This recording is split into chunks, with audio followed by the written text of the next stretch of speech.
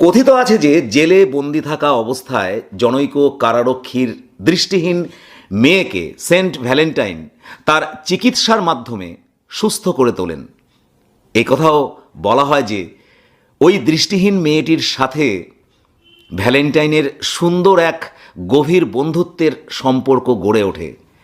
মেয়েটির প্রতি সুচিকিৎসা এবং বন্ধুত্বের সম্পর্ক এই দুইয়ের কারণে ভ্যালেন্টাইনের জনপ্রিয়তা চতুর্দিকে দ্রুত ছড়িয়ে পড়ে। আর এটাই হয়ে উঠল ভ্যালেন্টাইনের জীবনের চরম ট্র্যাজেডির মূল কারণ। তার জনপ্রিয়তায় ঈর্ষান্বিত হয়ে প্রতিশোধ পরায়ণ সম্রাট দ্বিতীয় ক্লডিয়াস বন্দি সেন্ট ভ্যালেন্টাইনকে মণ্ডুচ্ছেদ করে মৃত্যুদণ্ডে দণ্ডিত করলেন। দিনটি ছিল 14ই ফেব্রুয়ারি 269 সাল।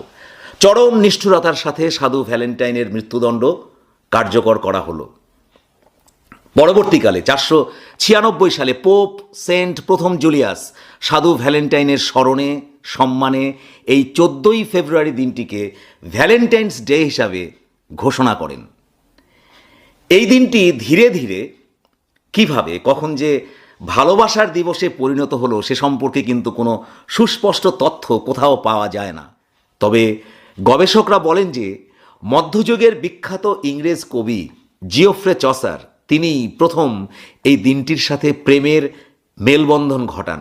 তার রচনাতেই প্রথম এই দিনের সঙ্গে যুক্ত হয় প্রেমের অনুষঙ্গ। প্রথম দিকে যে ভ্যালেন্টাইন ডে ছিল মূলত আত্মাহুতির দিবস, সেই দিনটি কবি জিওফ্রে চসারের লেখনীর গুণে ধীরে ধীরে হয়ে উঠল প্রেমের উদযাপনের দিবস।